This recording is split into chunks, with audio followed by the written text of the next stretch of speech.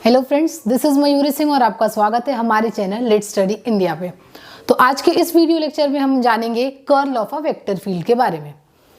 तो vector field के बारे में हम क्या कह सकते हैं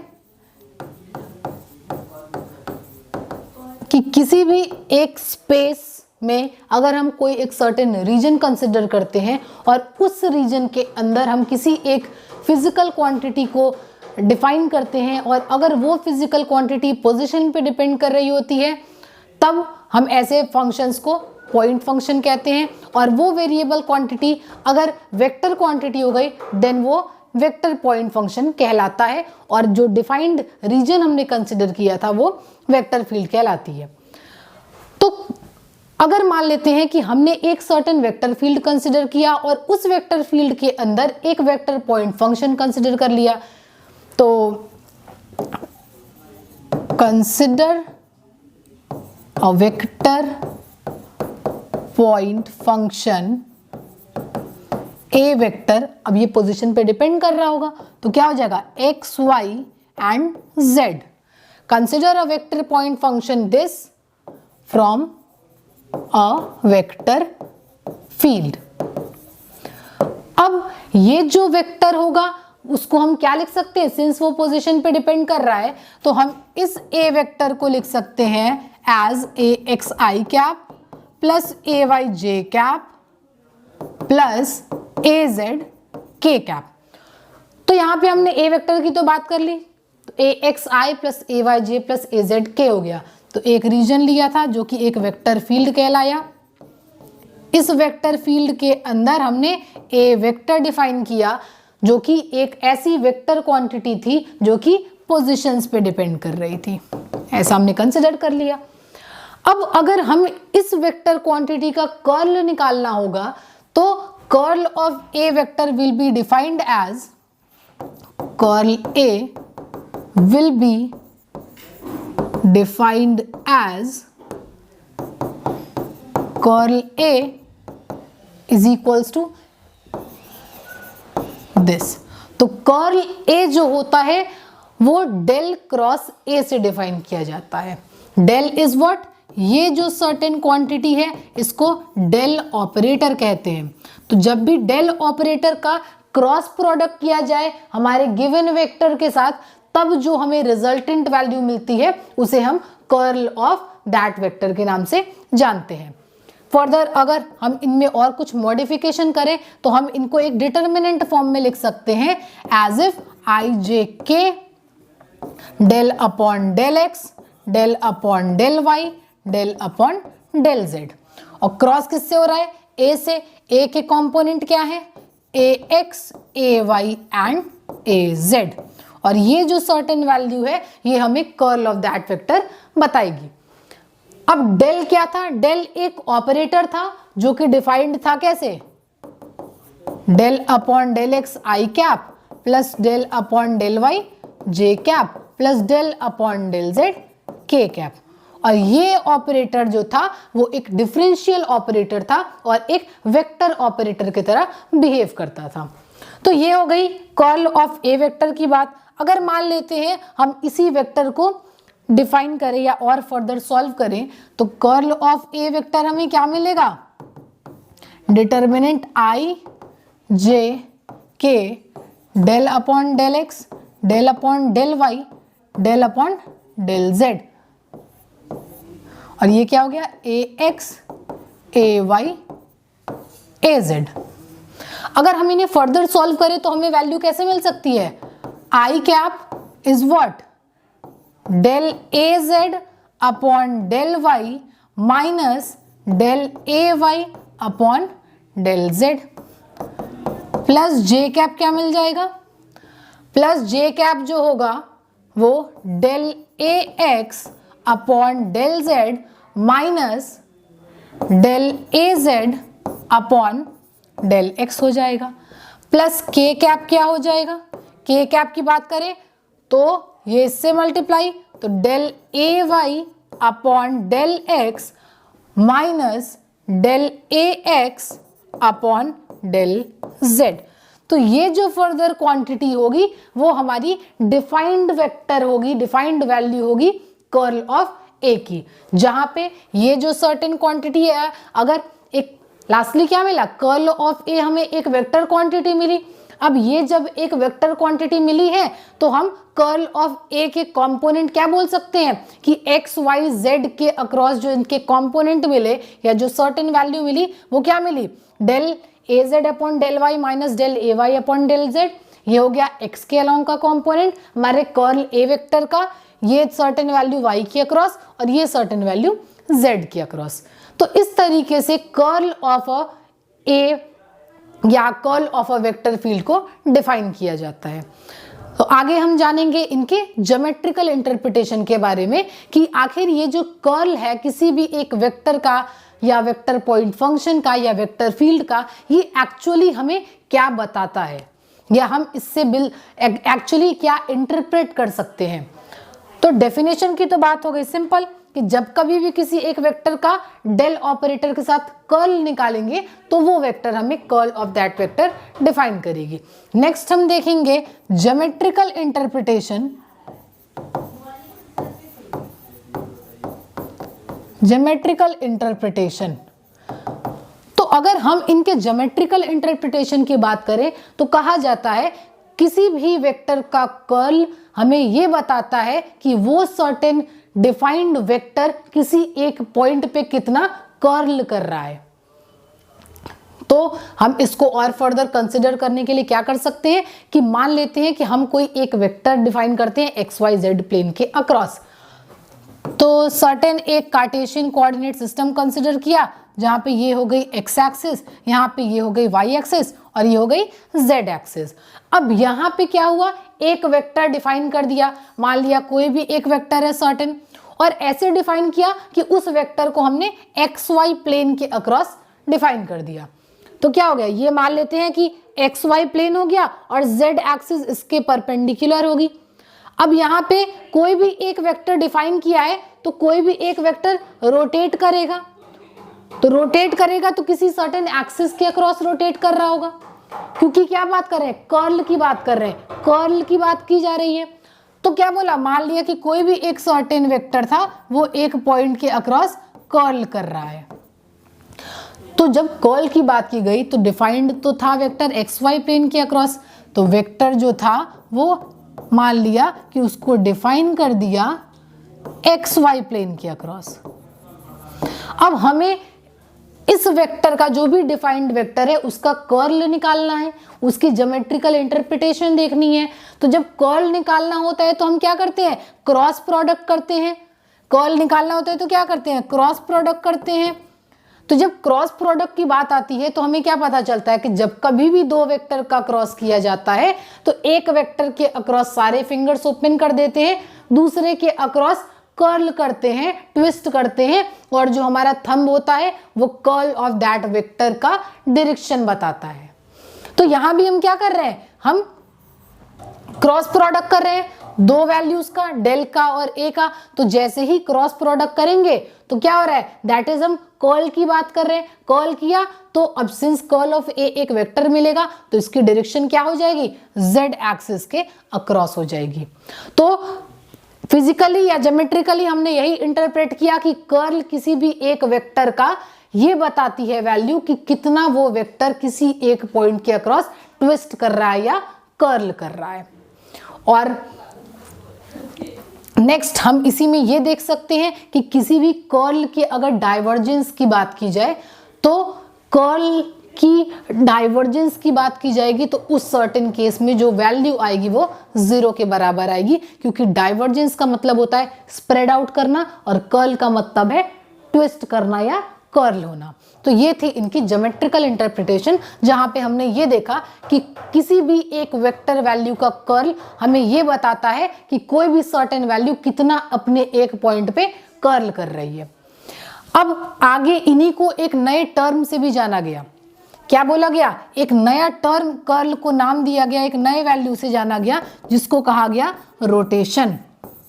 तो रोटेशन क्या था, रोटेशन भी जस्ट क्या है, रोटेट करना किसी भी एक पॉइंट के अक्रॉस।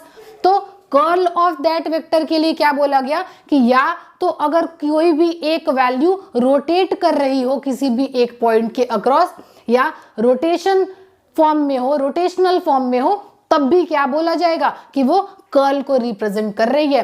तो कर्ल के लिए एक और टर्म का यूज किया गया जिसको रोटेशन बोला गया, और सर्टेन उस रोटेशनल फॉर्म में कर्ल की जो वैल्यू होती है, मान लिया कि वो एक वेक्टर ए ही वेक्टर है और ये रोटेट कर रहा है, तो इस टाइम भी जो कर्ल ऑफ ए वेक्टर होगा वो नॉट इक्वल्स टू 0 होगा। दैट इज रोटेशन भी क्या बताता है, कर्ल को ही रिप्रेजेंट करता है। ये तो बात हो गई रोटेशन की। नेक्स्ट एक और टर्म आया इररोटेशनल। तो इररोटेशनल से क्या पता चला, इररोटेशनल मतलब क्या, कोई ऐसी सर्टेन क्वांटिटी जो रोटेट नहीं कर रही है। तो जब रोटेट नहीं कर रही है दैट इज कर्ल नहीं कर रही है, तो इस सर्टेन केस में जो कर्ल ए की वैल्यू आएगी वो 0 के बराबर आएगी। तो जब कभी भी किसी भी सर्टेन क्वांटिटी या किसी भी सर्टेन वैल्यू का कर्ल निकाला जाए और वो वैल्यू 0 के बराबर आए, तो उस सर्टेन केस में हम क्या बोलते हैं कि जो हमने डिफाइंड वैल्यू ली है, जो डिफाइंड क्वांटिटी ली है, वो बिल्कुल रोटेट नहीं हो रही है या वो कर्ल नहीं शो कर रहा है। दैट इज उनका ज्योमेट्रिकल इंटरप्रिटेशन क्या हो जाएगा कि वो किसी भी एक पॉइंट के अक्रॉस ट्विस्ट नहीं हो रहे हैं, कर्ल नहीं हो रहे हैं या रोटेट नहीं हो रहे हैं दैट सर्टेन वेक्टर वैल्यू। तो उस केस में क्या हो जाएगा, कर्ल ए की वैल्यू 0 हो जाएगी। तो इररोटेशनल टर्म से भी इनको जाना जाता है। दैट इज जब वैल्यू रोटेट नहीं कर रही होती है तो इररोटेशनल कहला गई, और इररोटेशनल की कंडीशन में कर्ल की वैल्यू जो है 0 के बराबर होती है, और रोटेशनल के केस में कर्ल की वैल्यू 0 के बराबर नहीं होती है। तो ये इतनी बातें थी curl of a vector field के बारे में। अब नेक्स्ट हम इनको और कुछ एग्जाम्पल से जान सकते हैं कि क्या सर्टेन एग्जाम्पल्स हैं जो कि बेसिकली कर्ल को रिप्रेजेंट कर रहे हैं। तो यहां से हम देखेंगे कि अगर मान लिया कि हमने कुछ इलेक्ट्रिक चार्जेस की बात की, मान लिया एक पॉजिटिव चार्ज दिया, एक नेगेटिव चार्ज दिया, तो ये कुछ है, ये इलेक्ट्रिक फील्ड लाइंस को रिप्रेजेंट कर रहे हैं, और यहां से क्या है, ये कुछ इलेक्ट्रिक फील्ड लाइन को रिप्रेजेंट कर रहे हैं। तो यहां पे देखा जाएगा इस केस के इलेक्ट्रिक फील्ड लाइन और इस केस के कि ये जो फील्ड लाइंस है वो क्या हो रही हैं, या तो इस पॉइंट से दूर जा रही हैं, लाइंस जो है वो या तो दूर जा रही हैं या इस पॉइंट के पास आ रही हैं। तो दूर जा रही है या पास आ रही है, यहाँ पे किसी भी तरीके का रोटेशन देखने को नहीं मिल रहा है। तो इस केस में क्या होगा, ये इररोटेशनल हो जाएंगे, और इररोटेशनल हो गए दैट इज क्या हो गया, इस केस में हमें कर्ल की वैल्यू 0 मिलेगी। दैट इज अगर हम इन पॉइंट चार्जेस को कंसिडर करें तो यहाँ पे इलेक्ट्रिक फील्ड का कर्ल जो होगा वो 0 के बराबर होगा। दैट इज किसी भी तरीके की रोटेशन नहीं हो रही है, कर्लिंग नहीं हो रही है, ये क्या कर रहे हैं, ये तो स्प्रेड आउट हो रहे हैं या स्प्रेड इन हो रहे हैं, जहां पे हमें डाइवर्जेंस की वैल्यू मिल सकती है बट कर्ल की वैल्यू क्या होगी, 0 होगी। तो ये तो एग्जाम्पल हो गया इररोटेशनल का। नेक्स्ट हम क्या दिखा सकते हैं, कहां पे हमें कर्ल की वैल्यू मिलेगी या रोटेशन कैसे दिखाता है। तो क्या किया, एक मान लेते हैं कि कोई कंडक्टर लिया, अब इस कंडक्टर से अगर करंट पास कर रहा होगा, करंट पास कर रहा है दैट इज क्या हो गया, चार्ज मूव कर रहे हैं, चार्ज मूव कर रहे हैं मतलब क्या हो गया कि हमें मैग्नेटिक फील्ड लाइंस मिलेंगी। तो मैग्नेटिक फील्ड लाइंस जो होती हैं वो सर्टेन ऐसे डिफाइंड होती हैं। तो इस केस में क्या होगा, हमें कर्ल की वैल्यू जो है नॉट इक्वल्स टू 0 मिलेगी। दैट इज ये रोटेशनल हो गया, ये रोटेट कर रहा है जो भी करंट, जो भी मैग्नेटिक फील्ड है, ठीक है। या कह सकते हैं अगर एक मान लेते हैं मैग्नेट ले लिया, ये साउथ पोल हो गया, नॉर्थ पोल हो गया, तो मैग्नेटिक फील्ड लाइंस कैसे मूव करती हैं, नॉर्थ टू साउथ जाती हैं। तो ये क्या हो रहा है, सर्टेन एक रोटेशन शो कर रहा है, नॉर्थ टू साउथ क्या हो रहा है, रोटेट करेगा तभी सर्टेन इधर से पास करेगी, रोटेशन शो कर रहा है। तो इस केस में भी जो कर्ल बी की वैल्यू आती है वो 0 के बराबर नहीं आई, और 0 के बराबर नहीं आई दैट इज क्या, ये रोटेशन शो कर रहे हैं। तो ये कुछ एग्जांपल्स थे curl of a vector field के बारे में या कर्ल ऑफ अ वेक्टर के बारे में। तो इतनी चीजें जो हमने जानी कर्ल के बारे में वो क्या था, कि कर्ल कैसे डिफाइंड है, कि कर्ल किसी भी हमें एक वेक्टर की वैल्यू निकालनी होगी तो हम डेल ऑपरेटर के साथ उस वेक्टर का क्रॉस प्रोडक्ट कर देंगे, तब हमें कर्ल मिल जाएगा। और हमने ज्योमेट्रिकली इंटरप्रिटेशन में क्या देखा कि कर्ल का ज्योमेट्रिकल इंटरप्रिटेशन क्या होगा कि किसी भी एक पॉइंट के अक्रॉस कोई वेक्टर कितना कर्ल कर रहा है या कोई वेक्टर कितना रोटेट कर रहा है, ये सर्टेन वैल्यू हमें कर्ल से पता चलेगी। अब हम कुछ देख सकते हैं कि कुछ इंपॉर्टेंट थ्योरम्स या कुछ इंपॉर्टेंट फॉर्मूलाज कर्ल पे बेस्ड क्या होते हैं।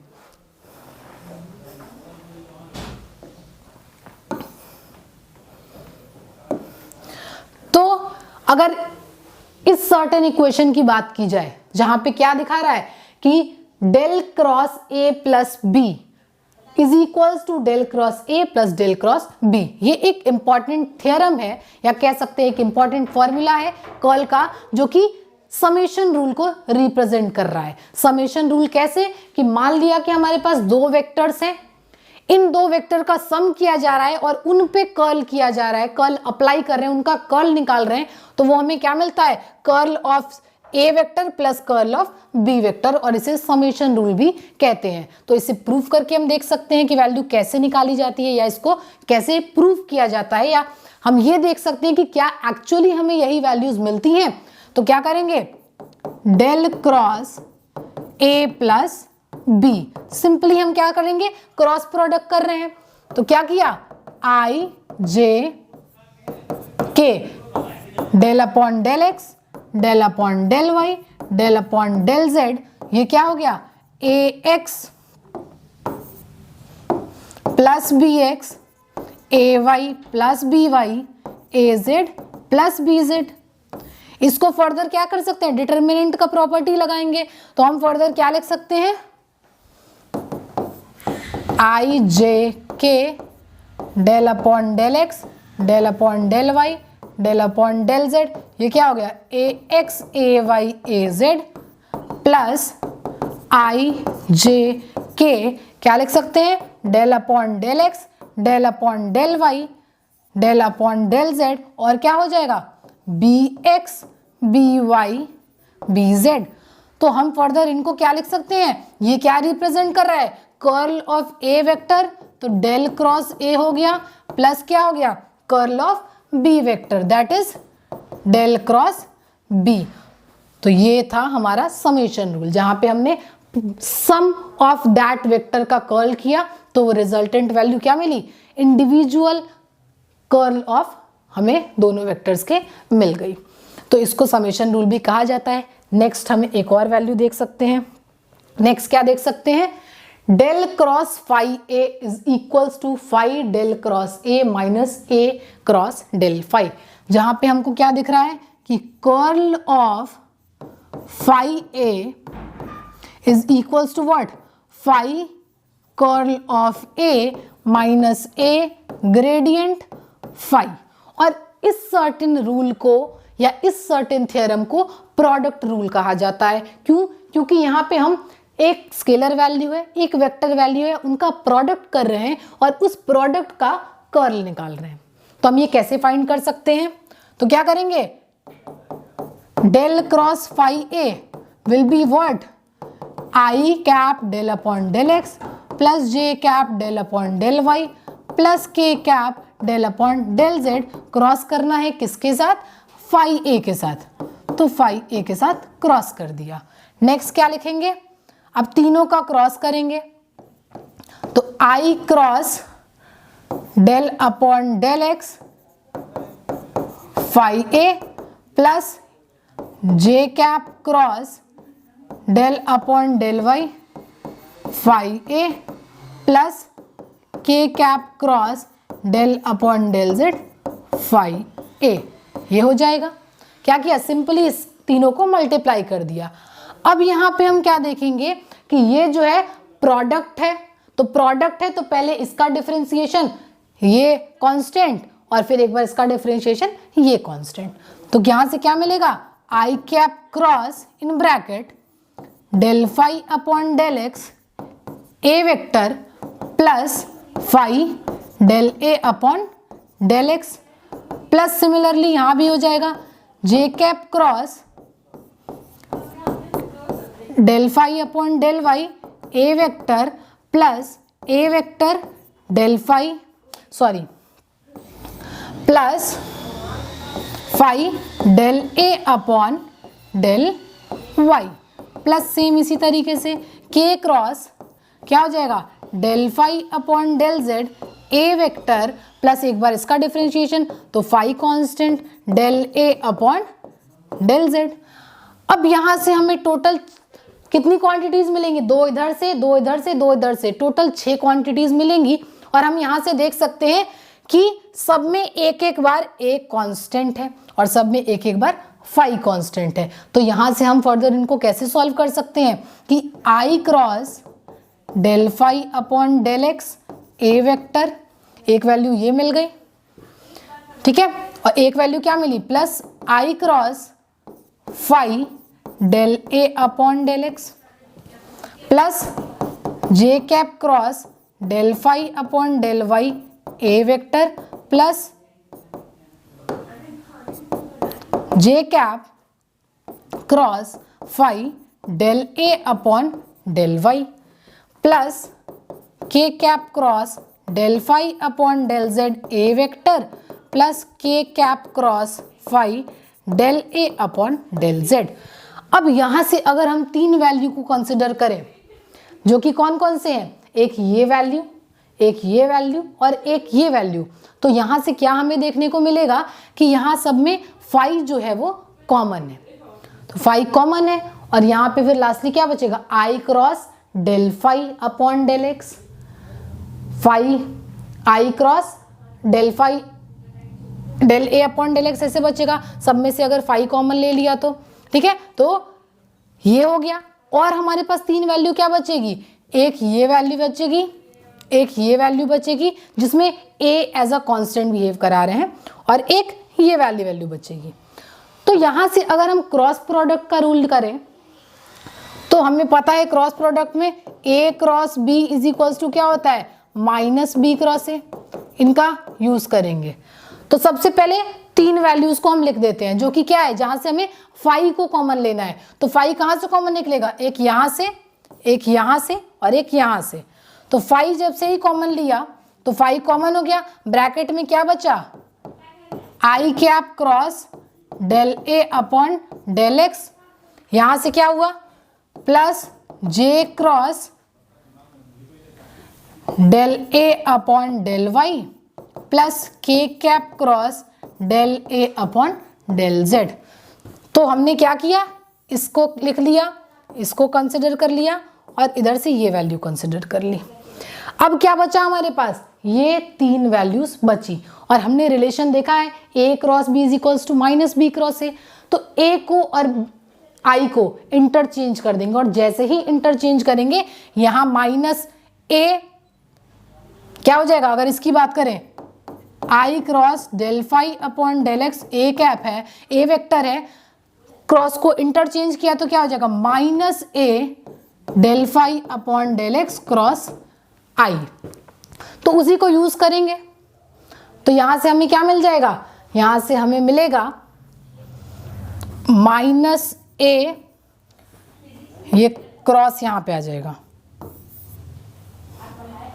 ये डेल आई कैप हो जाएगा क्योंकि हमने इसको इंटरचेंज कर दिया है, क्रॉस तो वहीं रहेगा, ए इधर हो गया आई इधर हो गया माइनस साइन के साथ। तो माइनस ए इधर भी मिलेगा, माइनस ए इधर भी मिलेगा, माइनस ए इधर भी मिलेगा। तो माइनस ए जैसे कॉमन लिया तो यहां क्या बचा आई क्रॉस, माइनस ए कॉमन लिया तो माइनस ए कॉमन लिया, इधर क्रॉस हो गया तो माइनस ए क्रॉस कॉमन लिया, क्या बचा del phi upon del X, तो ये हो गया del phi upon del x plus इसी तरीके से इधर माइनस ए क्रॉस कॉमन हो गया है क्योंकि ये ए इधर चला जाएगा, जे इधर आ जाएगा तो माइनस ए हो जाएगा, वो कॉमन ले लिया, क्रॉस कॉमन ले लिया तो क्या बचेगा del phi upon del Y, ये आई कैप ये जे कैप प्लस इधर से क्या हो जाएगा ए इधर चला गया माइनस के साथ, के इधर आ गया तो क्या हो गया del phi upon del Z के कैप। तो यहां से हमें देखने को क्या मिलेगा कि हम फर्दर क्या लिख सकते हैं वैल्यूज को, वैल्यूज हम लिख सकते हैं फर्दर कि फाई, ये क्या किया जा रहा है, क्रॉस किया जा रहा है, तो फाई डेल क्रॉस ए के बराबर हो जाएगा ये पूरी value, clear. And then minus a क्या हो जा रहा है, ये ग्रेडियंट ऑफ फाई के बराबर है, तो ग्रेडियंट ऑफ फाई। तो हमने क्या लेके चला था, प्रोडक्ट लेके चला था, और लास्टली हमें वैल्यू क्या मिल गई, हमें ये सर्टेन वैल्यू मिल गई। तो ये एक इंपॉर्टेंट थ्योरम था जो कि प्रोडक्ट रूल के नाम से जाना जाता है। नेक्स्ट हम क्या कर सकते हैं, हम अगर सेकंड डेरिवेटिव की बात करें, और सेकंड डेरिवेटिव क्या है कि अगर हमारे पास एक वेक्टर है, एक डेल ऑपरेटर है, फर्दर इसी पे हमने डेल ऑपरेटर एक और बार ऑपरेट करा दिया, तो क्या हो जाएगा, ये सेकंड ऑर्डर मिल जाएगा, और यही सेकंड डेरिवेटिव कहलाया। और ये जो डेल क्रॉस है वो लाप्लासियन ऑपरेटर के नाम से जाना जाता है, लाप्लासियन ऑपरेटर। और ये ऑपरेटर जो होता है वो del cross del square upon del Y square plus del square upon del Z square के बराबर होता है। नेक्स्ट यहाँ पे अगर हम सेकेंड डेरिवेटिव की बात करें तो पहले एक थ्योरम क्या है कि divergence of curl A is equals to 0, that is क्या, del dot del cross a is equals to 0। तो ये ऑब्वियस सी बात है कि कोई भी चीज अगर रोटेट कर रही है वो डाइवर्ज नहीं कर रही होगी तो वो ऑब्वियस है कि 0 आएगी। और हम इसको प्रूव कैसे करेंगे, del dot del cross A निकाल रहे हैं, तो डेल डॉट की बात आई, दैट इज क्या, i del upon del x plus j del upon del y plus k del upon del z का क्रॉस क्या किया, क्या डॉट किया, और यहां पे क्या है, क्रॉस है आई का, तो आई जे के, ये क्या हो गया, del upon del x del upon del Y and del upon del Z. Cross किससे कर रहे हैं, ए से, तो A x A Y A Z, ये इतना हो गया। नेक्स्ट हम क्या बोल सकते हैं, इसको अगर सॉल्व करा जाए तो ये वैल्यू तो ऐसे ही रह जाएगी, प्लस ये क्या हो जाएगा, K del upon del Z, dot किया किसके साथ, इसके पूरी एक वेक्टर क्वांटिटी के साथ, जो कि क्या बनेगी, आई कैप, इसको इससे मल्टीप्लाई किया, del a z upon del Y minus del a y upon del Z, plus j cap में क्या मिलेगा, del a x upon del z minus del a z upon del y, plus के cap क्या मिलेगा, del a y upon del x minus del a x upon del y. अब क्या करना है, डॉट करना है। सिंपली अगर डॉट करेंगे तो आई का आई के साथ डॉट होगा, जे का जे के साथ, के का के के साथ, बाकी सारी वैल्यूज 0 आ जाएंगी। तो फर्दर वैल्यू हमें क्या मिल जाएगी, del upon del x of what, this complete quantity, तो del a z upon del Y minus what, del a y upon del Z, plus क्या मिलेगा, इसका इसके साथ हम करेंगे डॉट प्रोडक्ट, तो del upon del y is del a x upon del z minus del a z upon del x हो जाएगा। यहाँ पे ये गड़बड़ लिख दिया है, del a z del x, del a x सही है, ये ए अच्छा नहीं सही है, a x del Z del a x, ये डेल एक्स होगा, प्लस क्या हो जाएगा, इसका इसके साथ करेंगे तो डेल अपॉन डेल जेड, ये क्या हो जाएगा, del a y del x minus del a x del y. तो ये इतनी क्वांटिटी मिलेगी और लास्टली देखेंगे कि ये सब के सब एक दूसरे से कैंसल आउट हो जाएंगे। तो क्या करेंगे, ये इससे मल्टीप्लाई करेंगे तो d2 az upon dx dy, और माइनस में सेम क्वांटिटी मिलेगी, क्या हो गया, ये क्या हो गया, d2 az माइनस में अपॉन dy dx, तो ये इससे कैंसिल हो जाएगा मल्टीप्लाई करने के बाद। नेक्स्ट ay ये है माइनस में और इधर ay प्लस में है, zx zx कैंसिल हो जाएंगे। फिर ये ax प्लस में है, ये ax माइनस में है, तो ax हो गया yz एंड yz। तो ये लास्टली क्या हो गए, सब के सब एक दूसरे से कैंसिल हो गए और रिजल्टेंट वैल्यू हमें 0 के बराबर मिल गई। That is divergence of curl of that vector will B 0। Next अगर हम इक्वेशन देखें, नेक्स्ट एक और वैल्यू अगर हम देखें इनका सेकेंड डेरिवेटिव, तो ये हो गया।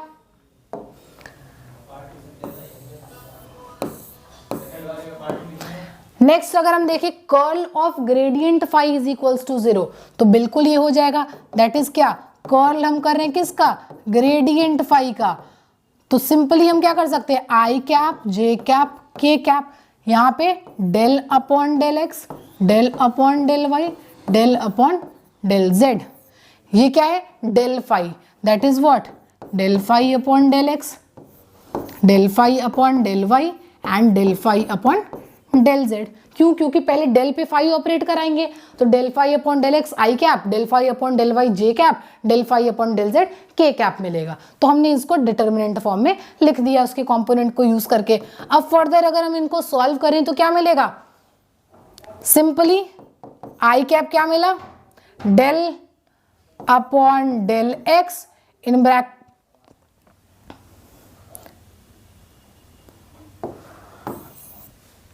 क्या मिलेगा, i cap this into this, that is what, del upon del Y, del phi upon del z minus what, del upon del Z, del phi upon del y, plus अगर j cap की बात करें तो क्या मिल जाएगा, del upon del Z, del phi upon del x minus of what, del upon del x, del phi upon del Z, plus के cap की अगर बात करें तो क्या मिल जाएगा, del upon del x of del phi upon del Y minus what, del upon del Y of del phi upon del x.